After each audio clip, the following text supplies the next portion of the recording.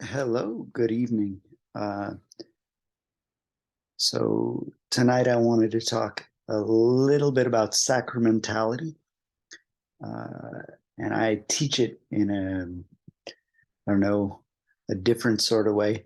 I always say that sacraments are a journey from isolation to community, and from denial to acceptance, and that the sort of vehicle, if you want, of that movement from denial to acceptance, from isolation to community, is the body. So, uh, but, that's ultimately what I want to talk about. I want to talk about sacraments, but you can't understand the medicine unless you understand the malady first. So, I wanted to talk tonight about compulsive thought and isolation. And I wanted to address it in sort of the same way that it was addressed by the monastic fathers of the desert, um, using something that they called the eight evil thoughts. Now, I would qualify some of that terminology because I don't think evil is the most um, what useful term for the teaching, but they're a product of their age. We're going to cut them some slack. They're called the eight evil thoughts, and we'll talk about them. And hopefully, by the end, they'll be a bit of a useful tool. So, again, the sacraments are a journey from isolation into community, from denial into acceptance by way of the body and the senses. Um, and what that involves is knowing uh, how the mind works. That's the subject of tonight's talk, compulsive thought and isolation. So, a few, if you want, cautions before we begin. Uh, it's real easy to take whatever knowledge you have and just apply it to other people before you apply it to yourself. Let's note that so that it doesn't happen with us. If we're going to learn a bunch of theology, let's make sure to use it for ourselves rather than to judge others. Uh, so it's about compassionate self-understanding, and it's about healthy inner house cleaning. And any other use of what we're about to learn is not quite the point of the teaching. And it's going to increase suffering. So again, um, let's use it to limit the suffering that we cause to ourselves and others. Let's use it to discern what we're able to change from what we're not able to change. Let's use it to be radically honest. Let's use it to be personally responsible, um, but never as a weapon. Never as a weapon. Um, that's a real, I don't know, like a sticking point with me. It would be a terrible injustice if anything that is as beautiful as the divine source were used to harm another human. That would be hard. Um, so with those sort of cautions out of the way, and they're cautions that I give myself as much as anything else, with those cautions out of the way, let's talk a little bit about compulsive thought. It comes sort of whether we want it or not, whether or not we intend. Uh, it interposes itself between us and our senses. If you have an argument at work and you're driving home in your car and you crash, you most likely crashed because you were so present to the feelings and emotions you were having about the argument that you couldn't see the things that were in front of you. I remember there were times in the monastery where I was facing things, because that's what the monastery does, is it just brings up a lot of your issues and you get to deal with them. It's great fun.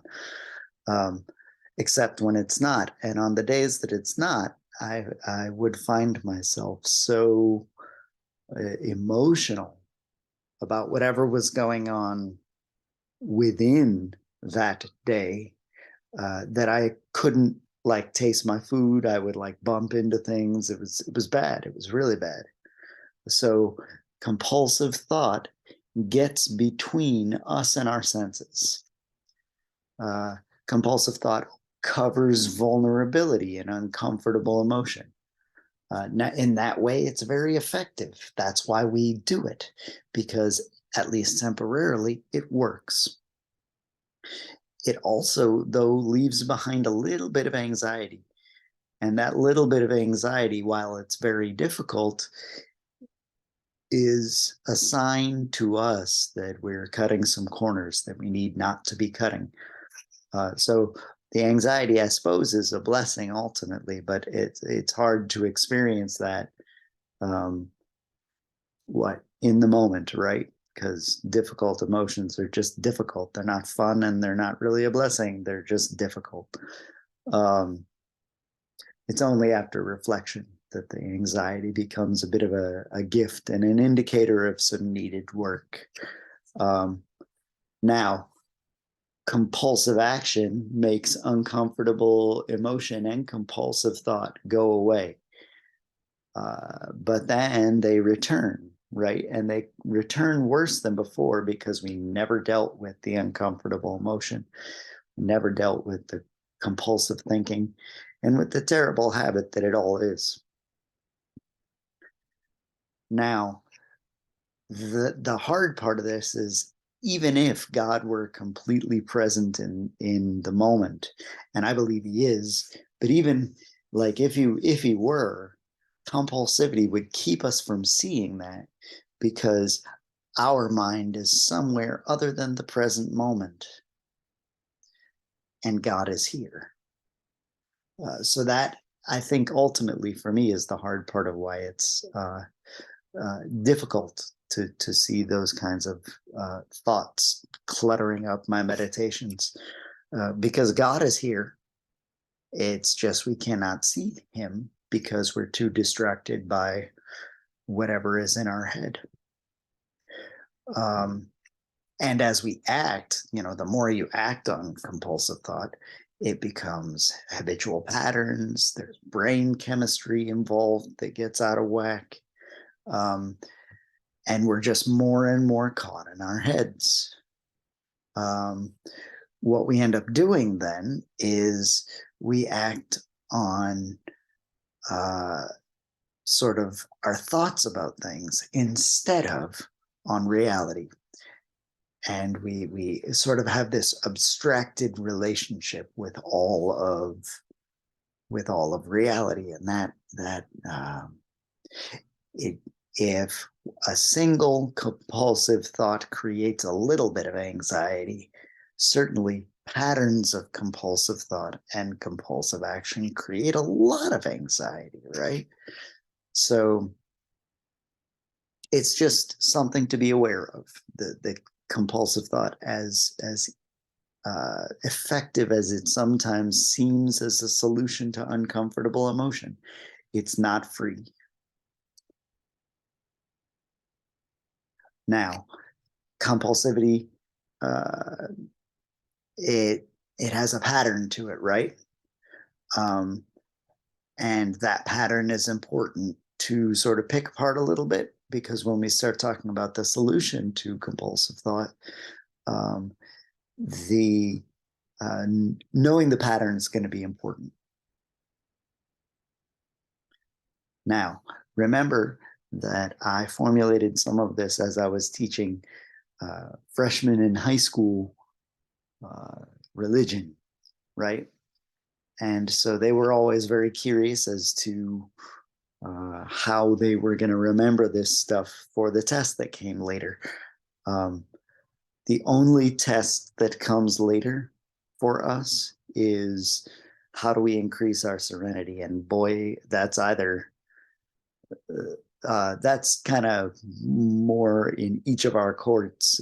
It's not a graded exam, but if you do want to remember that how compulsivity starts, remember the sentence: until cookies crumble, reheat honey. Until stands for uncomfortable emotion. And it happens because we can't deal with vulnerability. We're terribly insecure, you know, more insecure than we'd like to be. And that makes us uncomfortable emotionally. In order not to deal with the uncomfortable emotion, we have a compulsive thought. How many of us, and I imagine there's a lot of us, would say things like, boy, I had a sad day. I just had a sad day, right? And then we go into our kitchen and we notice that, well, the last time we were at the grocery store, we bought a family pack of Oreos.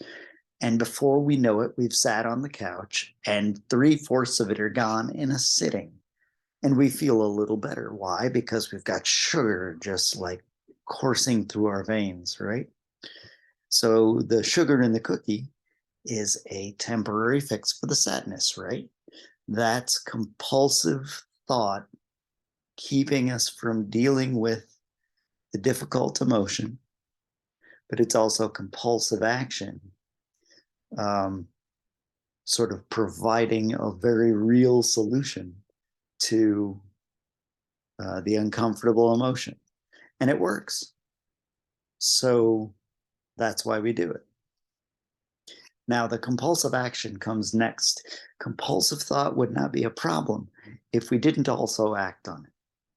And I think part of the freedom that I'm trying to advocate for is the freedom to have a thought and just let it go, right? Have a thought and let it go. Think about the cookie. Don't eat 3/4 of a bag of Oreos. Why? Because it helps to let go of things. It helps to cultivate the ability to have a thought and let it go.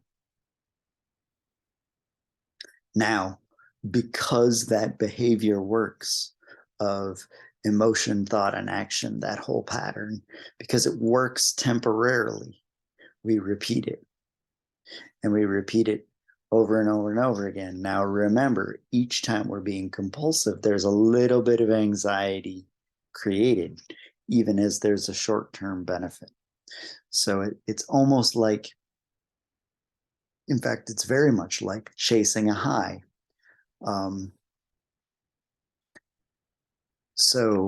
But no, that's why it happens.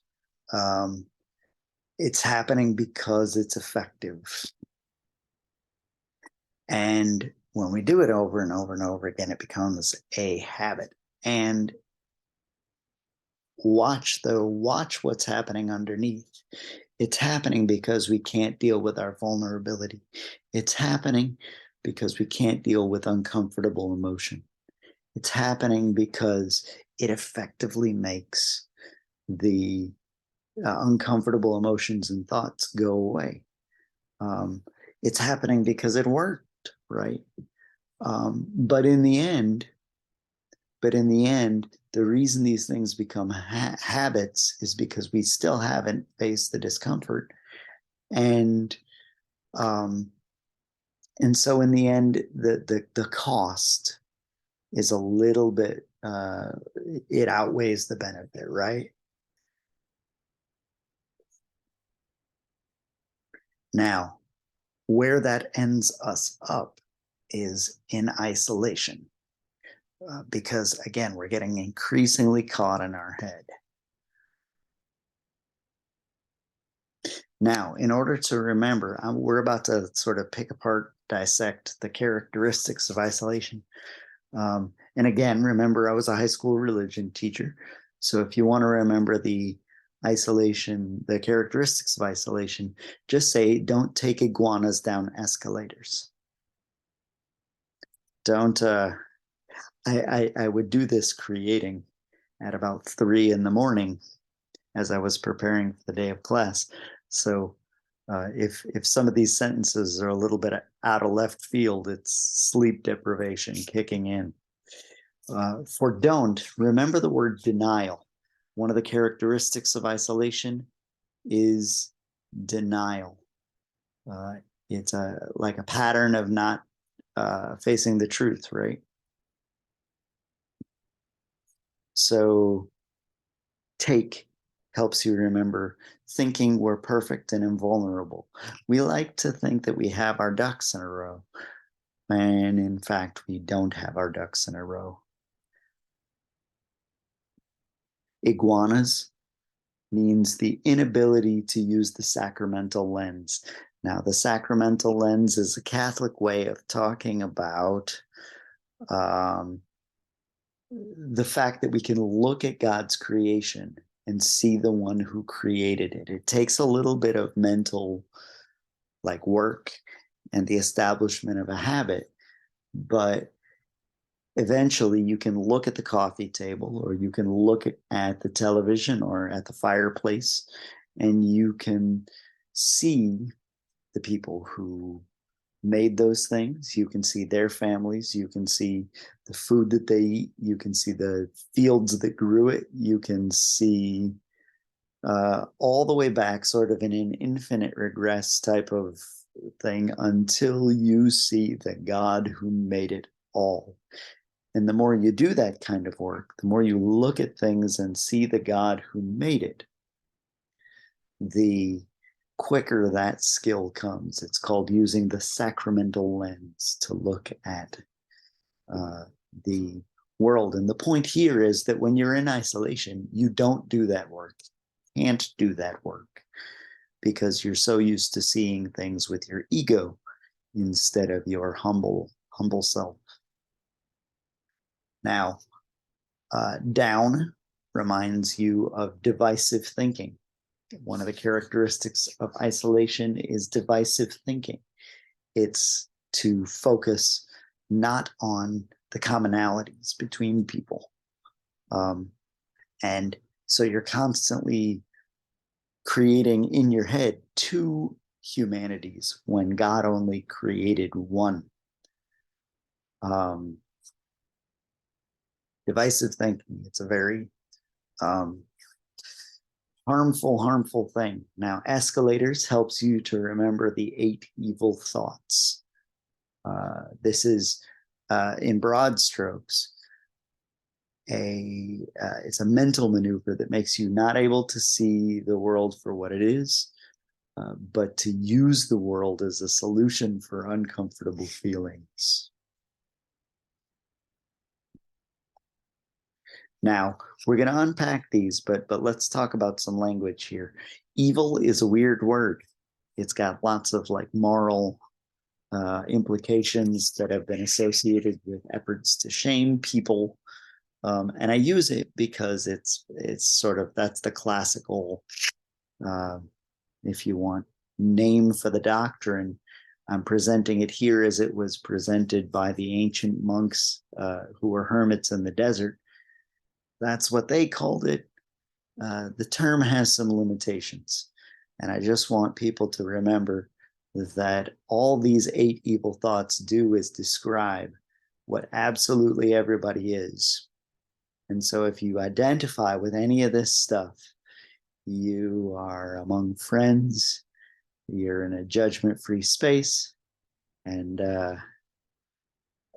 just let there be a liberation from worry, because sometimes the discovering of a common flaw is a source of community, and that's really the hope of looking at these things.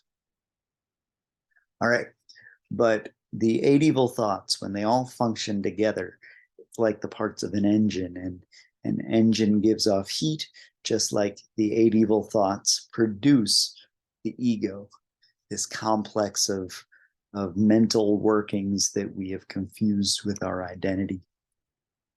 Now, again, with the silly sentences, remember the silly sentence, go get some sandwiches. Lily wants Vicky's pastrami. Go reminds you of gluttony. Gluttony is the compulsive thought about food leading to emotional eating. Now, I use the example of the bag of Oreos that's 3/4 gone before I realize I'm eating my sadness. I've done that many, many, many times. And guess what? It works a little bit, but then after that, you have to go, really? Are we going to do this every single time we feel sad? So I don't know about you. I do this more than I should. But it's also silly because you could just feel, if you wanted, right? It would be simpler. Go reminds you of gluttony. It's the compulsive thought about food. Get reminds you of greed. This is the compulsive thought about new possessions or status, leading to discontent with normalcy. Everybody knows the feeling we have on Christmas when we get new toys, and new toys are awesome for 7 minutes until they're not new again. And then the toys that were new 5 minutes ago get shelved for the purpose of more new toys, and it just chasing newness becomes sort of a thing, right? That's why people are addicted to shopping. That's why Christmas is neat, right? Because the high that comes with newness. The sort of caution here is that it's also greed, right? And it's not necessarily bad, but it's just something to note. Is the driving force of my having things an excitement about new stuff, or is it gratitude? That's an important question that greed asks us to look at. And it can become problematic, it can become real problematic. Now, some reminds us of the evil thought of sloth. The interesting thing about sloth is that it can have two different manifestations. Sloth is the compulsive thought about life's pressures, and it can lead either to anxious overworking or underworking. How many of us have had times when we have so much to do that we sit on the couch and 3 hours later we've got 0 things done? Or how many of us have had so much to do that we've absolutely worked from dawn to dusk and have exhausted ourselves, only to get up the next day and find that, oh my gosh, we have just as much to do that day as we did the previous one.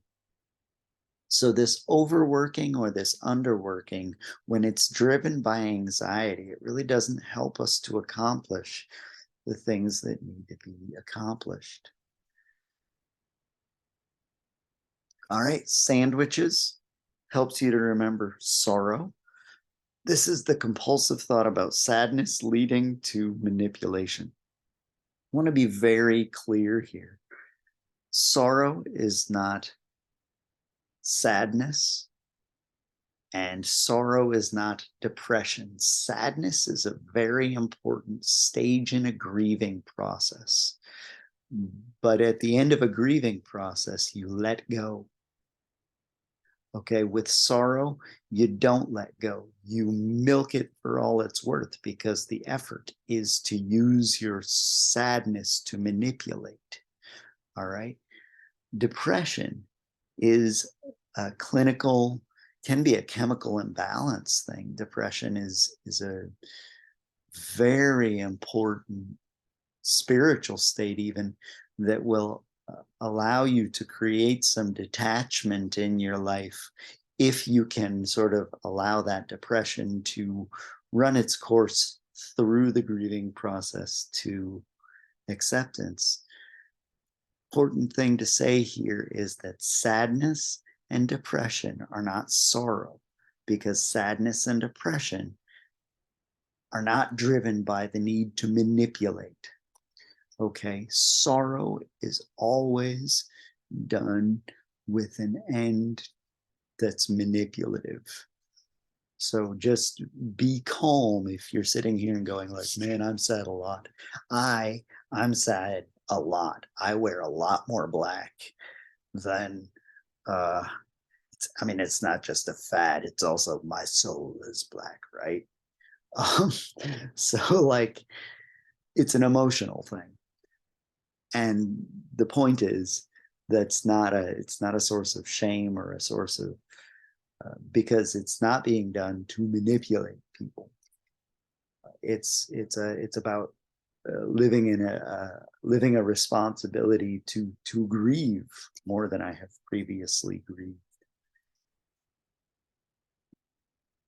Now the Lily in the "Go Get Some Sandwiches," Lily wants Vicky's pastrami sentence. Lily reminds us of lust. Now I can see half of you already going to your kitchen to grab the popcorn, and this is about to get interesting. Well, not really. It's not going to get interesting. Remember, this is a family show. It is absolutely certain that there is a component of lust that is about people's bodies. But let's pay attention as well to that part of lust that's about people's attention. The fact is, it is just as lustful to say, boy, so and so really has their act together. If I hung out with so and so, I would have my act together too. Or so and so is like, she's put together. People like her. If I hung out with her, I'd be put together and people would like me too. It's almost like using another person as a solution to the bits in your life that are a little bit off. That's lust as well. Even before it gets to being an issue about bodies, it's an issue of attention. Now, let's talk about wrath. Wrath is marked by overreaction. So, like, you step on my toe and I blow up your car. That's wrath. I have taken an emotional sort of stimulus and I have way taken it to an extreme, right?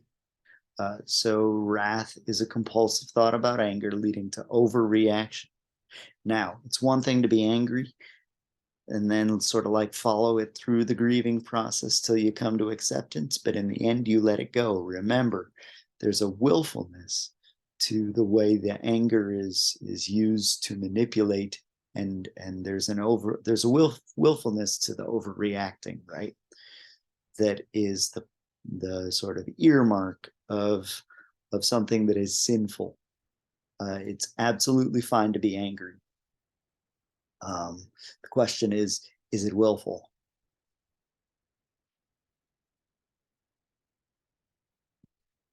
Okay, Vicky's in Go Get Some Sandwiches. Lily wants Vicky's pastrami. Vicky's reminds us of vanity.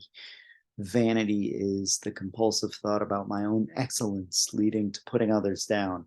So if any of y'all remember the old song by Right Said Fred that went, I'm too sexy for my shirt, that's half the definition right there. I am too sexy for my shirt. The other half of the definition is, and you guys are chumps. So the full sort of, if you want to like paraphrase the definition of vanity, it would go, I'm too sexy for my shirt and you guys are chumps. It is the compulsive thought about my own excellence leading to putting others down. And people do this all the time. In one way or another, there's a real need to be like better than other people, especially in the job world, right? Because it makes us feel secure to be perceived as better than others. So be mindful of that. Whenever there's someone who is placing themselves over other people, he's creating two humanities where God only intended one. And that's another way to think about where the real sin of vanity is. It's creating two humanities where God created one. And then here we are at pastrami, which reminds us of pride. This is really the hard one. It's in one sense the most invisible because it's the most foundational of the evil thoughts. This is a compulsive thought about my own self-sufficiency. I can do it alone. And sometimes I have to do it alone, is how it manifests. And what it really does is it leads to isolation. And it's hard, because it is so ingrained. It really, pride is the sin of Adam and Eve. We've been dealing with this since the get-go, and it is few and far between the number of times that a real effective path to humility has been laid out. So it's just, you'd think with as long as humans have existed that they would have figured this out by now. Shows how intractable pride and the desire to do things alone is. So that's the 8 evil thoughts. And I just want to say again that what we're laying out here is a journey from isolation to community, a journey from denial to acceptance, that ultimately uses the body as a positive vehicle of awakening, of conscious prayerfulness, and just so that we know, it's important to know where we start. It's important to know the sickness, and to sort of say, hey, wow, I identify with a lot of that. I identify with a lot of that and have done it, so that when the solution is presented, the sacraments are presented, there is a part of us that knows that we need it. Okay, if we don't know we're sick, we won't need the medicine, and the medicine is beautiful. So let's get sort of in one sense cuddly with identifying with the problem that medicine addresses. Anyway, I thank you for being with us today, and peace be with you. Have a good night.